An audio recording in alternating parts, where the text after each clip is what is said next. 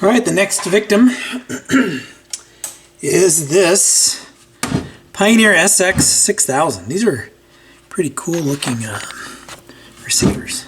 Sorry, I bumped my camera mount the other day and never really quite straightened it out. And I'm not going to do that right now. So here's what's going on with this one. I've already tested this. Let me just turn it on real quick and kill the light here. Dial pointer light is on. Tuning and signal lamps are working. Speaker system lamp is on. Oh, that speaker system, let's see. Yep, so those are working. Dial lamps are not. And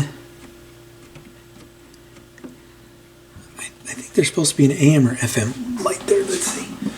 I have to get my flashlight and see what's going on here. Yeah, there should be an FM light. So FM lamp is out because it's on FM auto. And phono is working. Sorry about that. Auxiliary. Auxiliary's working. Microphone's working. So it looks like FM is out for sure. I'm not sure about stereo because I don't have an antenna hooked up to this. And pots are really scratchy on this one. So what I want to talk about though first is this is one of those Pioneer receivers. And there's a series of these. So the 1000s, let's see, the SX 1000s, the 990s, the 1500s, the 2500s, the 6000s, the 9000s. I think Pioneer had a 770. And I think there's another, oh, and then the X2X series. So like the 626s, 727s, they all use these speaker adapters, which it's a cool concept, but these are kind of a pain in the butt. So what you have to do is speaker wire into these, put some spade connectors on these. If this were mine, I'd put spade connectors on them, but as I'm testing, I just kind of throw those on there and screw those down. But pots are super scratchy on this. I already know that, so I'm not going to demonstrate that.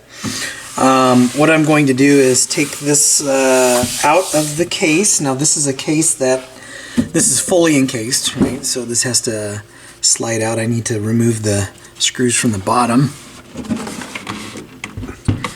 and then remove that. So I'm going to take the stereo out of the case. I can find my screwdriver. And we'll pick it up when we look at the insides of this thing.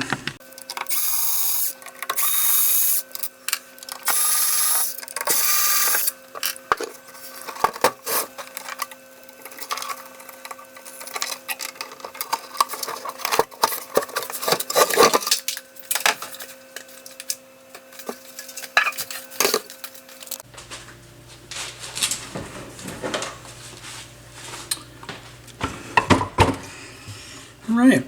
It's been a while since I've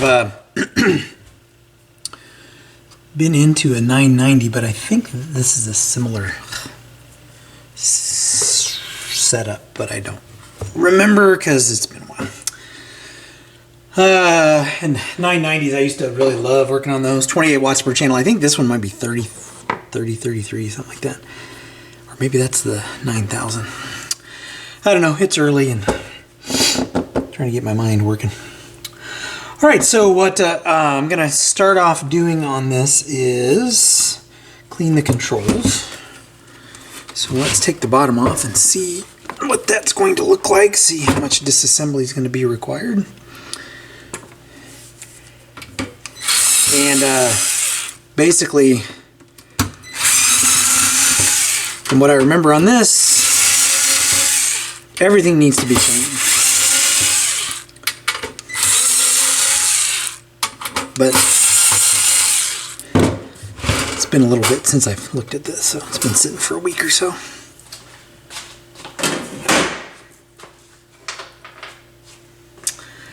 Alright, so we've got some light blue caps. We have some transistors that are probably on the naughty transistor list that I will replace on some of these boards. Yeah, so these, probably pull those at a minimum. Again, this is kind of a preventive maintenance. This is that wire, that's not something that is disconnected. Inadvertently, it comes from the factory like that. I remember that on the 770s or 990s, or I have a 2500 that I use in the garage, so I've been in a lot of these with a similar construction. So it looks like the pots I can get to fairly easily here, so I'm going to go ahead and clean these. Now, somebody was asking a question, or somebody posted a comment recently. You're seeing this like 6 months in the future, you know, that said use Deoxit. Deoxit is the best. And while I would agree with that, you know, a non-residue contact cleaner like this WD-40 contact cleaner, not oil or not spray, not, you know, lubricant. It's cleans sensitive electrical parts, leaves no residue, right? Much more cost effective. It doesn't cost quite as much. So what I typically do, just as a refresher, is normally I will flush the controls with this, and then I will clean and treat the controls with Deoxit F5. There's also Deoxit, let's see, where's my other one? There's the other Deoxit here, right? So this is about twice as much as this costs, right? And I do use this occasionally. I mean, I've got it, so I might as well use it. But for half the price, I get more product. And at the end of the day, this is really just kind of an initial flush and clean, right? And then Fader Lube, especially on switches with plastic parts, right?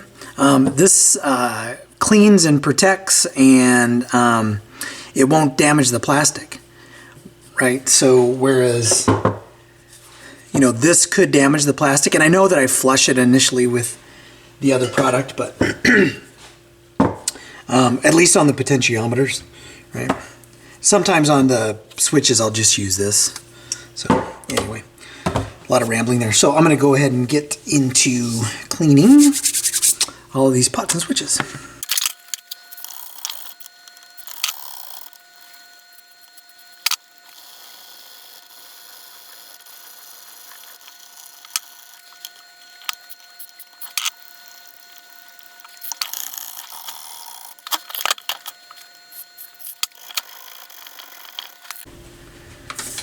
All right, so I just connected the speakers, and now I'm going to attach an antenna.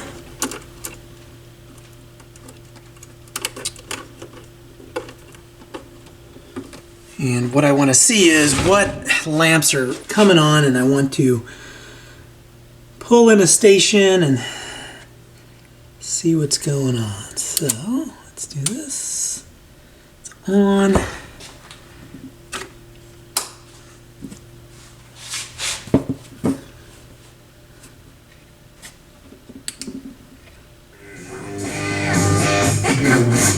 For he who lacks these things is short-sighted even to blindness, and has Okay, so this switch is still a little scratchy. from his old sins. Dear friends, look at that. Even to blindness. And their knowledge they have forgotten to Okay. cleanse from And the FM stereo light is coming on, but it is super dim. It's like really dim, so. So I need to hit this again. I really didn't. I just kind of hit it from the side. So I'm going to clean this one again. And then we're going to look at replacing the lamps and see what kind of lamps these are. And it looks like they're fuse lamps. Yeah. And I'm not sure the best way to get to those. It almost looks like I can get to them from the top, but let me clean this first, and I'll come back and we'll look at these lamps.